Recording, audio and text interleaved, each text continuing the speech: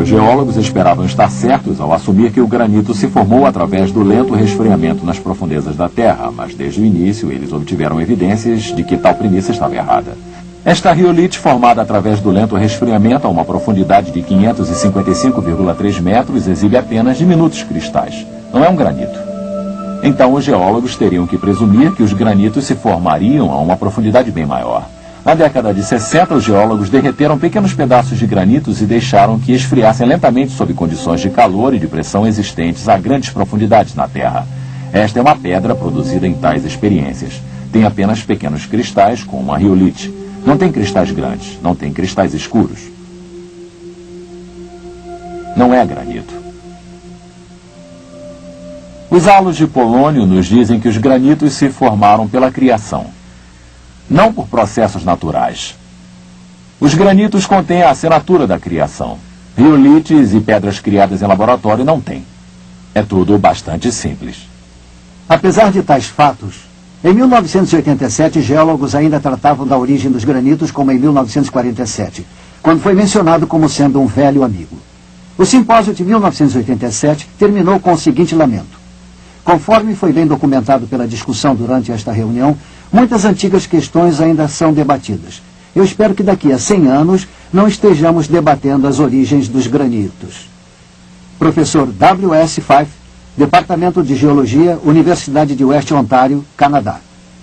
Porém, 4 anos mais tarde, em 1991, geólogos no segundo simpósio de Hutton sobre a origem dos granitos e rochas correlatas não conseguiram realizar seu desejo e as mesmas questões foram debatidas. O geólogo Dr. Andrew Snelling, da Fundação Criacionista Científica da Austrália, examinou as evidências de campo quanto à origem dos granitos e considera as possibilidades de sua criação. O estudo da geologia se dedica a pesquisar a história da Terra e a origem das rochas que cobrem a superfície da Terra. Então, se estudamos a origem dos granitos, é uma coisa importante, porque não é apenas uma questão isolada.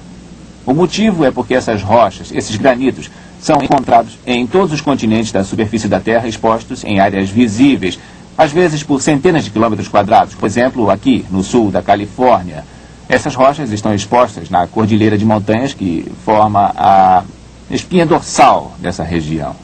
Então, lidar com a questão da origem dos granitos é de fundamental importância para entendermos o desenrolar da história da Terra.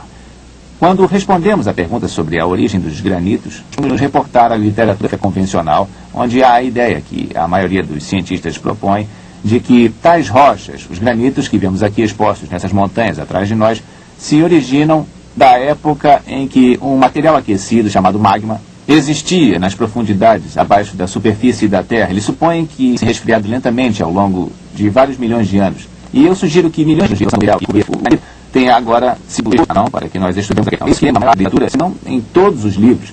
O que nos é ensinado como saber a origem dessas rochas. Para saber a origem dos granitos e para ver a convencional seria a explicação correta, nós precisamos examinar as relações de campo do granito em relação a outras rochas. Aqui, por exemplo, no sul da Califórnia, nas cordilheiras, os granitos são expostos em centenas de quilômetros quadrados. Algumas relações bastante estranhas para as quais o saber convencional não parece ter explicação. Por exemplo, nós vemos, como aqui nessa rocha, uma parte escura, como se fossem blocos e remendos que estão claramente delineados e facilmente visíveis contra o granito normal. E em outros lugares podemos ver o que parece ser um material com veios. E isso suscita a pergunta se por acaso teriam 2 ou talvez até 3 formas de magma derretido de diferentes composições. E também suscita a pergunta de como o saber convencional pode explicar formas derretidas assim, existindo lado a lado para produzir rochas desse jeito tão diferentes umas das outras. E mesmo assim não se misturam. Quando vamos até Bishop, por exemplo, aqui na Califórnia, nós podemos ver, na verdade, numa área montanhosa, material derretido, nesse caso que resfriou até o lodo, interagindo com uma rocha do tipo de granito, o minério de granito que nós temos. E lá onde sabemos com certeza que houve mistura e interação, nós podemos ver onde bolhas de minério de granito foram incluídas na pedra básica. E isso indica que, pelo que sabemos, o material derretido interagindo com a rocha, isso produz a mistura.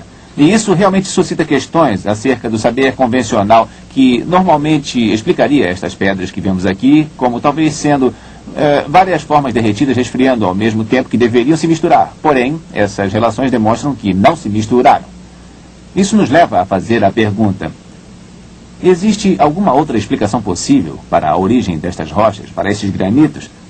Eu acredito que haja outra explicação. Sabe, quando eu olho para estas pedras e eu vejo suas relações conforme nós discutimos aqui, nós somos levados a perguntar a nós mesmos: poderiam estas rochas ter sido formadas rapidamente, repentinamente? Afinal, não houve tempo para haver mistura.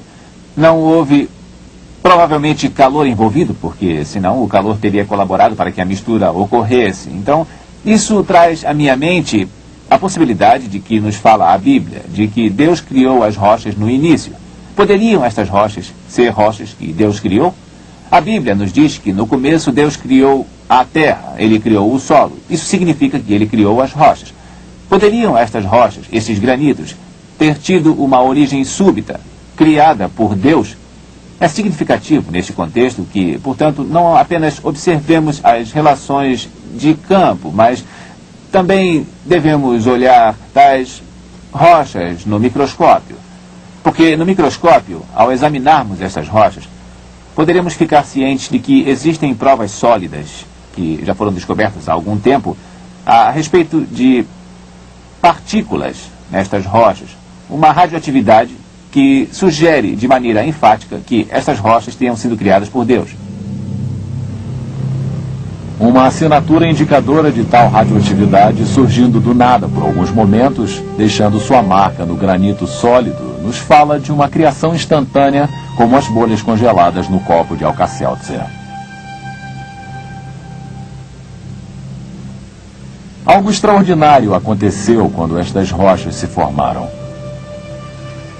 Algo que desafia todas as leis físicas que atualmente observamos. A evidência foi apreendida pelo granito. E no microscópio podemos ver o pequeno mistério da criação, halos de polônio. Eles são um mistério apenas para aqueles que estão determinados a permanecer com a teoria de uma Terra com bilhões de anos de idade. Para aqueles dispostos a aceitar o relato de Gênesis de uma criação recente e súbita, os halos são perfeitamente compreensíveis. Eles se encaixam no quadro bíblico encontrado nas próprias rochas criadas no início da semana da criação. No princípio, Senhor, lançastes os fundamentos da terra. Hebreus 1:10. Pois ele falou, e tudo se fez. Ele ordenou, e tudo passou a existir. Salmos 33:9. Os halos radioativos de polônio oferecem provas sólidas de que as rochas que são a base da Terra, os granitos, foram criados quase que instantaneamente. Para o Dr. Robert Gentry, aqueles anéis de coloração pálida são quase como se fossem as impressões digitais de Deus, a assinatura da criação.